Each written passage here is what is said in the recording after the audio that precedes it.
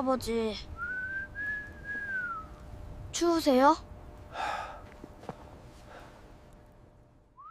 과연 이 두 사람에게는 어떠한 사연 이야기가 숨어 있을까요? 오늘의 사연도 끝까지 시청 부탁드리면서 무료로 누를 수 있는 구독 버튼과 좋아요 버튼 한 번씩 눌러주시면 영상을 제작하는 저에게 큰 힘이 됩니다.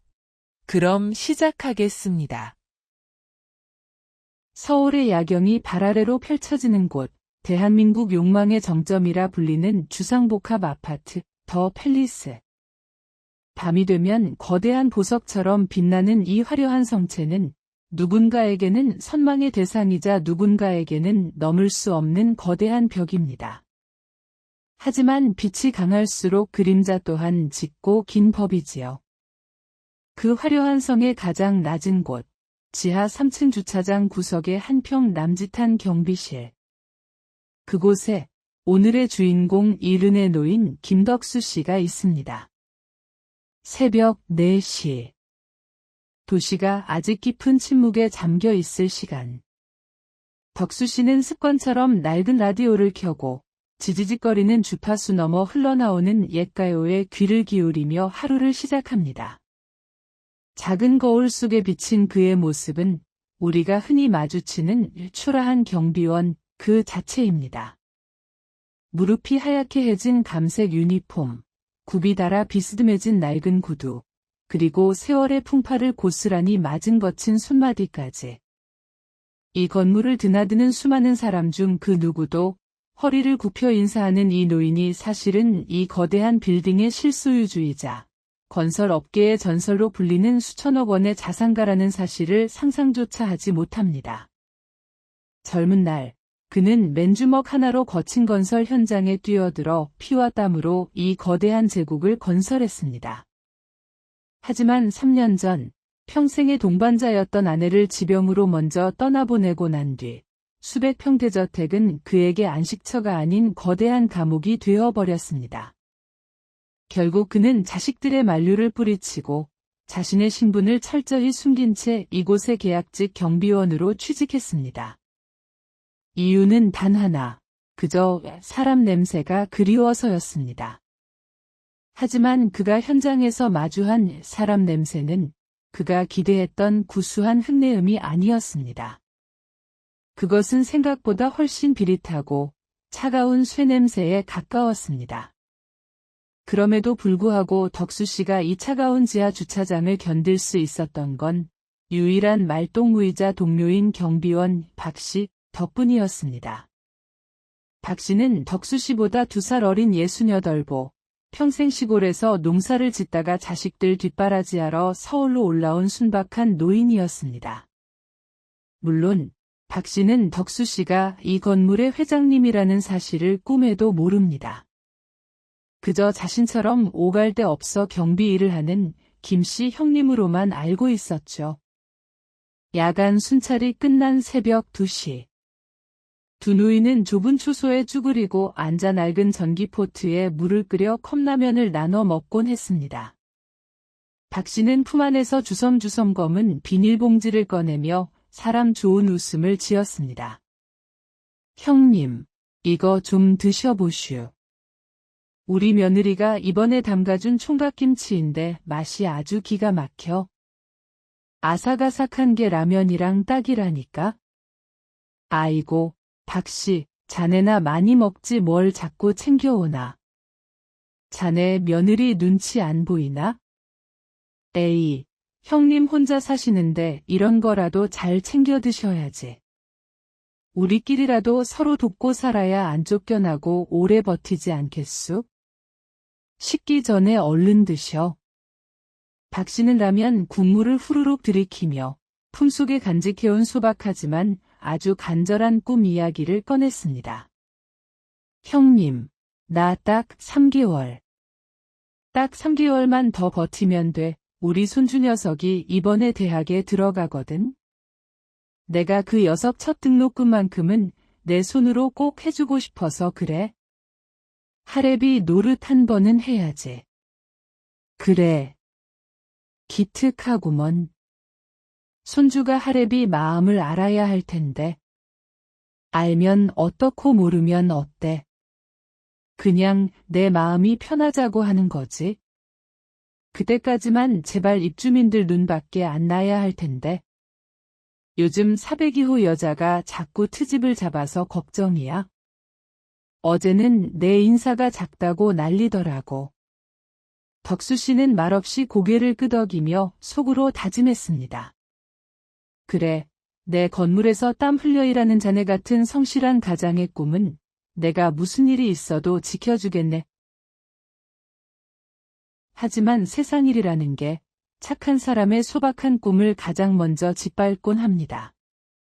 400이후 여자, 입주민들 사이에서 최여사라 불리는 그녀가 등장하면서 비극의 서막이 올랐습니다. 사실 최여사가 처음부터 괴물은 아니었을지도 모릅니다. 그녀의 남편은 무리하게 사업을 확장하다 사채까지 끌어다 썼고 빚쟁이들의 독촉 전화는 밤낮을 가리지 않고 울려댔습니다. 하지만 그녀는 그 처참한 사실을 인정하고 싶지 않았습니다. 동창회에 나가면 남편이 수백억 계약을 따냈다며 거짓말을 했고 백화점에서는 한도 초과가 뜬 카드를 내밀며 기계타들하며 소리를 질렀습니다. 자신의 무너져가는 자존심을 감추기 위해 그녀는 더욱더 화려한 명품으로 치장했고 자신보다 약해 보이는 사람들을 짓밟으며 억지 우월감을 느꼈습니다. 어느 날 최 여사가 남편과 전화로 심하게 다툰 직후였습니다. 부도. 당장 집을 비우라고? 당신 미쳤어? 내가 이 아파트에서 어떻게 나가? 동네 창피해서 어떻게 사냐고. 전화를 끄는 그녀의 눈에 마침 분리수거장에서 박스를 정리하던 동료 경비원 박 씨가 들어왔습니다. 화풀이 대상이 필요했던 그녀는 득달같이 박 씨에게 달려갔습니다. 이봐요, 아저씨. 내 말 안 들려요? 박 씨는 당황하며 모자를 고쳐 썼습니다. 아이고, 사모님. 오셨습니까? 내가 저번에 택배 박스문 앞까지 배달해달라고 했죠? 내 말이 말 같지 않아요? 왜 자꾸 관리실에 맡겨두는 거야? 사모님, 그게 규정상 택배는 분실 위험 때문에 본인이 수령하셔야. 규정. 웃기고 있네. 내가 주는 돈 처받으면서 시키면 시키는 대로 할 것이지 어디서 말대꾸야. 못 배운 티 내는 거야 뭐야? 그녀는 분을 이기지 못하고 들고 있던 핸드백으로 박 씨의 가슴을 세게 밀쳤습니다.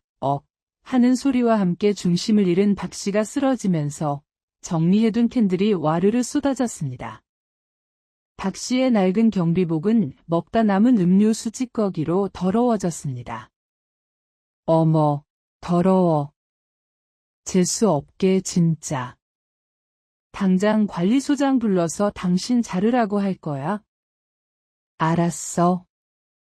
짐 쌀 준비나 해. 그날 저녁 박 씨는 결국 해고 통보를 받았습니다.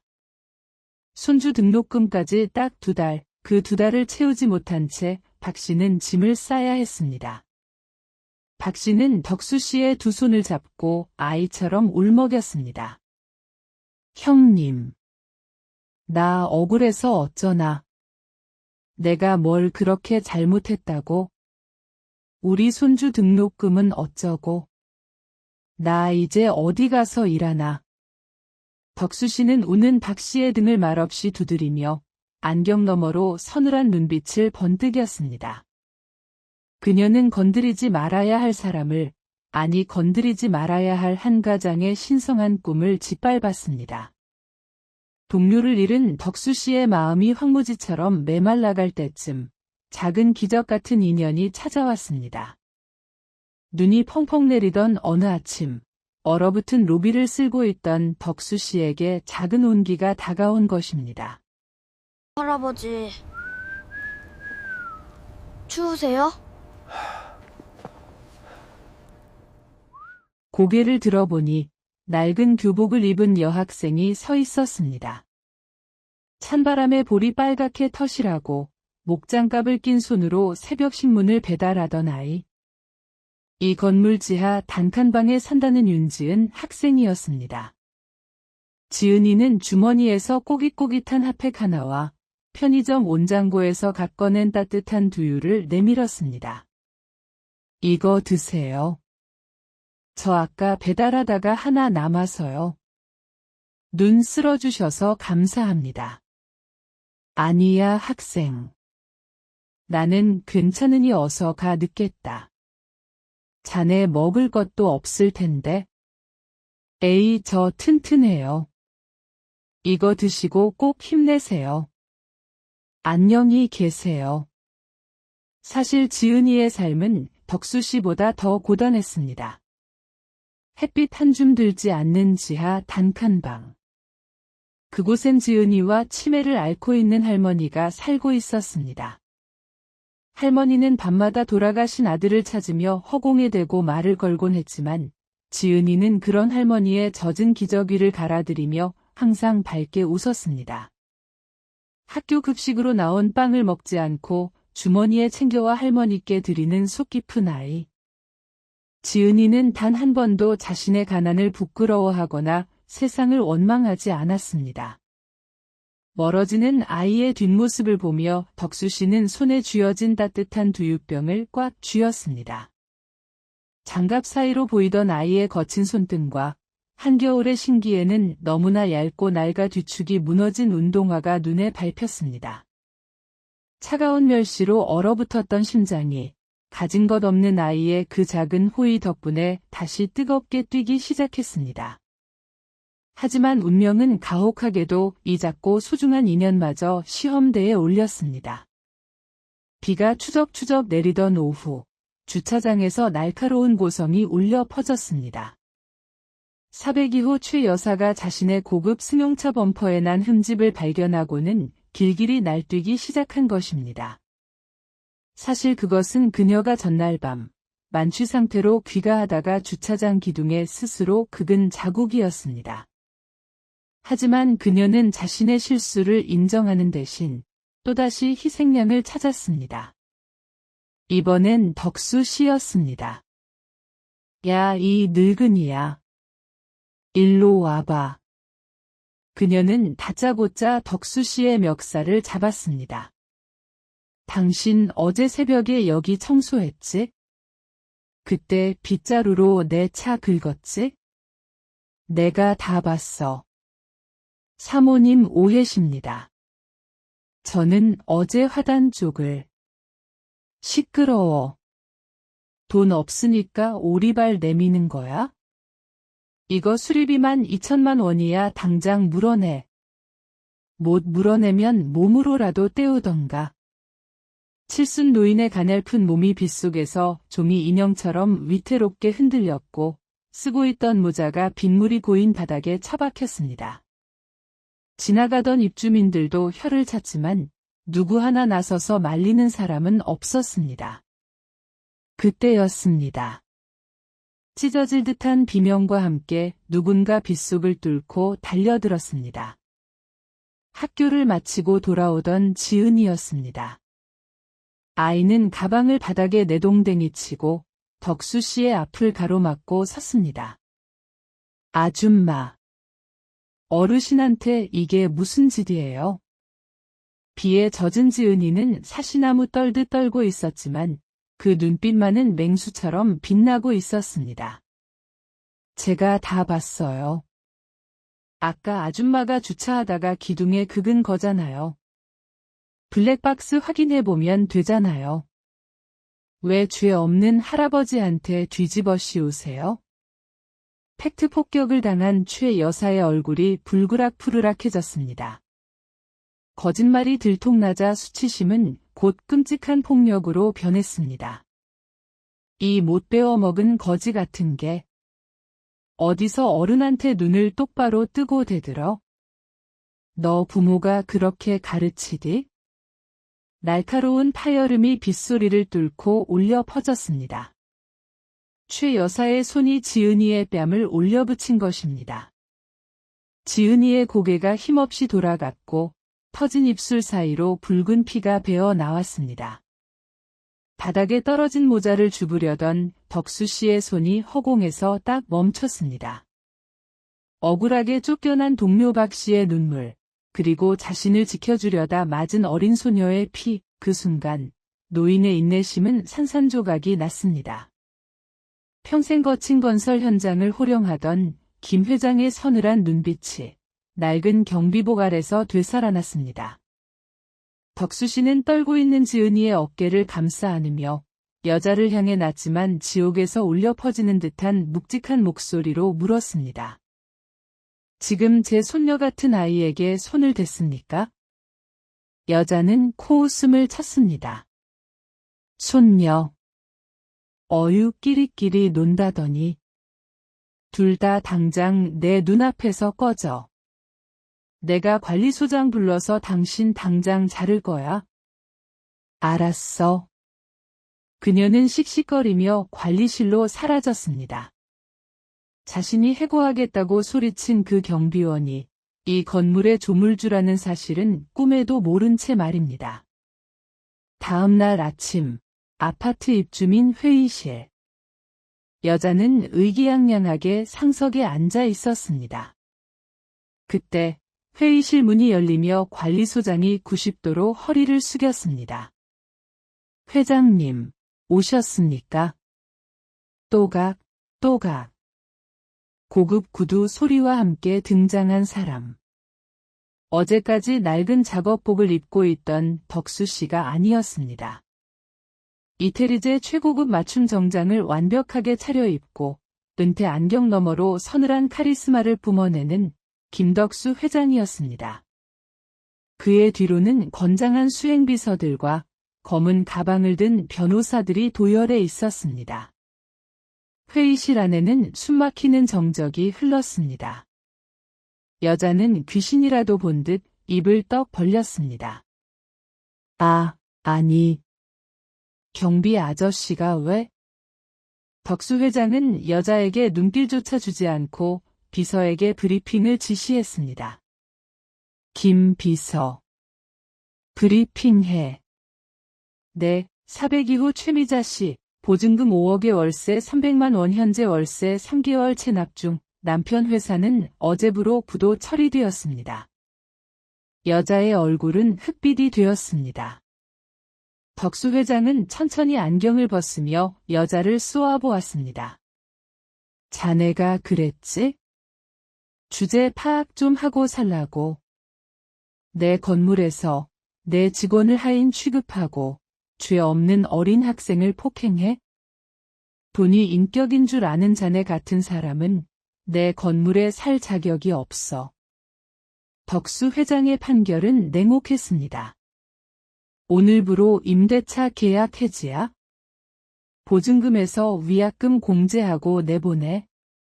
그리고 내 명예훼손과 학생폭행건은 우리 회사 변호인단이 끝까지 책임을 물을 걸세. 상황 파악이 끝난 여자는 그 자리에서 털썩 주저앉아 기어서 덕수 회장의 다리를 붙잡고 살려달라고 빌었습니다. 회장님 몰라 뵀습니다. 한 번만 용서해 주세요. 갈 데가 없어요. 하지만 덕수 회장은 더러운 오물을 피하듯 발을 뺐습니다. 그녀는 결국 경호원들에게 끌려나갔습니다. 그리고 회의실 밖, 소식을 듣고 달려온 박 씨가 서 있었습니다. 달라진 덕수 씨의 모습에 박 씨는 얼어붙어 다가오지도 못했습니다. 덕수 회장은 성큼성큼 다가가 박 씨의 두 손을 잡았습니다. 박 씨 미안하네. 자네는 내 영원한 친구일세. 오늘 저녁에 컵라면 말고 뜨끈한 설렁탕이나 한 그릇 하러 가세. 덕수 회장은 박 씨를 정규직으로 복직시키고 손주 녀석의 대학 등록금을 전액 장학금으로 지원하겠다고 약속했습니다. 박 씨의 주름진 눈가에서 뜨거운 눈물이 흘러내렸습니다. 모든 소동이 끝나고 며칠 뒤 지은이는 여느 때처럼 학교를 마치고 지하 단칸방으로 향하고 있었습니다. 지하방에는 아픈 할머니가 누워 계셨죠. 지은이는 항상 할머니 걱정뿐이었습니다. 그런데 집 앞에 검은색 고급 세단 한 대가 멈춰 섰습니다. 차 문이 열리고 덕수 회장이 내렸습니다. 다시 인자한 할아버지의 미소로 돌아온 그는 놀란 지은이를 향해 팔을 벌렸습니다. 지은아, 학교 다녀오느냐? 할아버지? 정말 회장님이셨어요? 지은이는 낯설어 뒷걸음질 쳤지만 덕수 회장은 다가가 지은이의 낡은 운동화를 내려다보았습니다. 그리고 준비해온 새 운동화 박스를 건넸습니다. 이 할애비가 갚아야 할 빚이 있어 왔단다. 비 오던 날, 다들 나를 무시할 때 유일하게 내 편이 되어준 건 너 하나뿐이었어. 덕수 회장은 지은이의 손을 잡고 병원으로 향했습니다. 지은이의 아픈 할머니를 국내 최고의 의료진이 있는 VIP 병실로 모셨습니다. 그리고 봉투 하나를 건넸습니다. 걱정 마라. 병원비는 평생 무료다. 그리고 이건 내 대학 등록금과 유학 자금이다. 그리고 저 위, 볕잘 드는 오피스텔을 비워뒀으니 할머니랑 그리로 이사 가거라. 지하방 습기 때문에 할머니가 더 편찮으신 게야? 지은이는 그 자리에 주저앉아 펑펑 울었습니다. 할아버지, 제가 해드린 건 두유 하나뿐인데요. 왜 저한테 이런 걸? 덕수 회장은 우는 지은이의 머리를 쓰다듬으며 말했습니다. 아니야. 너는 나에게 두유를 준 게 아니라 삭막한 세상에서 잊고 살았던 사람의 온기를 주었단다. 돈으로 껍데기는 꾸밀 수 있어도 그 속의 향기는 꾸밀 수 없는 법이야. 너는 내 손녀가 되어주기에 차고 넘치는 맑은 향기를 가졌어. 그 후로 덕수 회장은 다시는 경비복을 입지 않았지만 가끔 지은이가 학교 갈 때면 정문 앞에 서서 손을 흔들어주는 그의 모습이 목격되곤 합니다. 피 한 방울 섞이지 않았지만 그들은 누구보다 끈끈한 가족이 되었습니다. 여러분, 우리는 살면서 겉모습만 보고 누군가를 평가하곤 합니다. 하지만 잊지 마세요. 진짜 귀한 보석은 화려한 진열장이 아니라 투박한 돌 속에 숨어 있다는 것을요.